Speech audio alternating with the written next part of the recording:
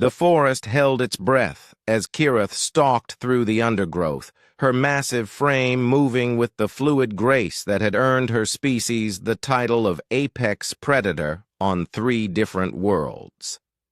At 8 feet of rippling muscle and razor-sharp claws, she was the undisputed queen of this particular wilderness preserve on the human colony world of Kepler 442b. But today, the great huntress was not hunting prey. She was searching for something far more precious: her cubs. The scent trail had gone cold 2 kilometers ago, near the restricted human settlement boundary. Kirith's golden eyes blazed with a fury that would have sent lesser creatures fleeing in terror. Her cubs, barely 3 months old, had vanished during her hunting expedition. In her 40 years of life, spanning 3 different star systems, she had never lost track of her young. The humans were to blame. They had to be. Kirith's species, the Felinians, had been among the first alien races to encounter humanity during their rapid expansion across the galaxy. The meeting had not gone well.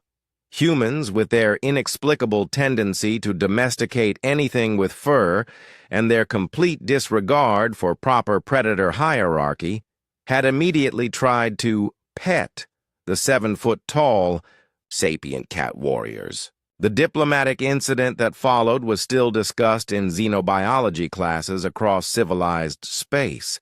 Yet here the humans were again establishing colonies on worlds that rightfully belonged to creatures like her. The Galactic Council had granted them this settlement in exchange for their military protection services, but Kirith had made it clear that the deep forest remained her domain, until now. The scent of wood smoke reached her sensitive nostrils, accompanied by something that made her freeze mid-stride. Her cubs, they were alive, and their scent was intermingled with contentment? Impossible. Kirith crept through the final line of trees and emerged into a small clearing where a human sat cross-legged beside a modest campfire. The creature was smaller than most of its kind, perhaps a juvenile, given its size and the way it moved. It wore simple clothing and seemed completely unaware of the apex predator watching from the shadows. Then Kirith saw them. Her 2 cubs, Zeph and Nara, were curled up against the human's legs like common house pets. Worse still, they were purring. The sound of their contentment carried clearly across the clearing, and it filled Kirith with a rage so pure it nearly overwhelmed her tactical thinking. The human was clearly some kind of cub thief, using unknown methods to bewitch her offspring. She had heard stories of human animal control technology, devices that could pacify even the most aggressive predators. This young human must be using such technology to subdue her cubs while it prepared to transport them back to the settlement for some nefarious purpose. Kirith gathered her muscles to spring. One leap would put her razor claws within striking distance of the cub thief's throat. Her children would be free, and this human would serve as an example to the rest of its kind.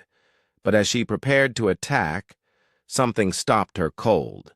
The human was singing, not just making noise, but actually singing, a soft, melodic tune that seemed to weave through the forest air like a living thing.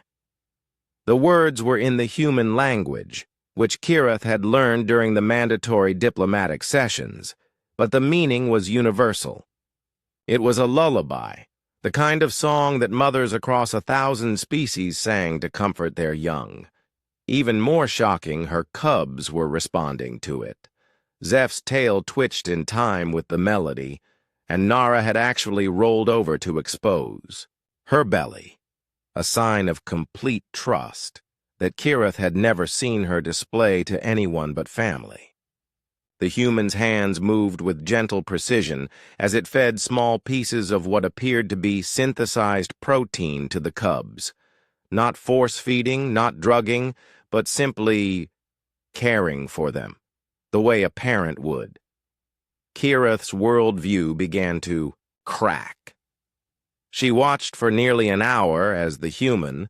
She could now see it was indeed young, perhaps barely into adulthood by their species' standards, tended to her cubs with a patience and gentleness that defied everything she thought she knew about their kind.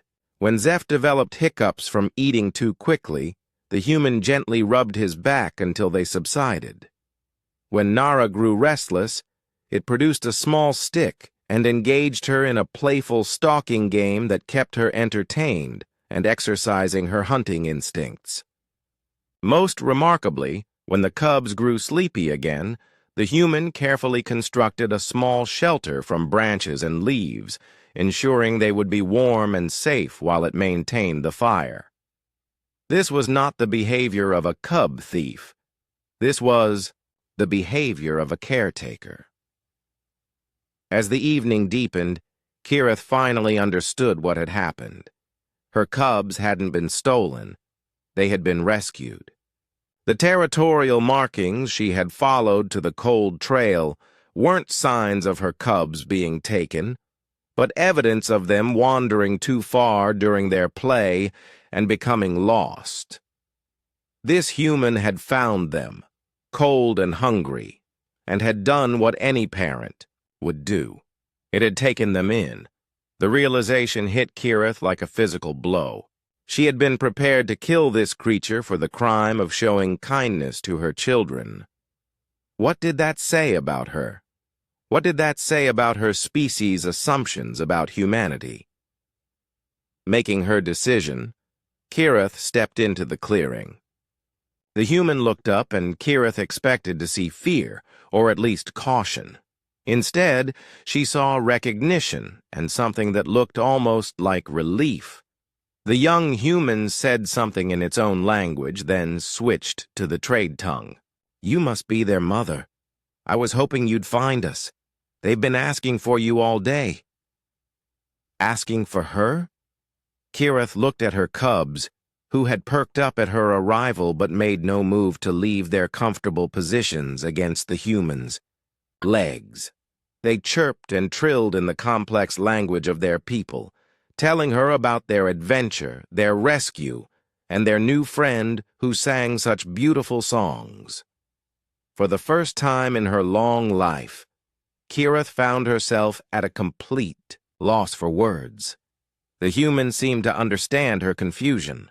It carefully scooped up both cubs and held them out toward her, its movements slow and non-threatening. "They're beautiful," it said simply. "You should be proud." As Kirith gently took her cubs back, feeling their warm weight against her chest, she realized that everything her people believed about humans might need to be reconsidered. These strange, small creatures who insisted on befriending everything they met weren't weak or foolish. They were something far more dangerous to the established order of the galaxy. They were kind. And sometimes, Kirith thought as she watched, the young human carefully extinguished the fire and pack up its simple camp. Kindness was the most revolutionary force of all.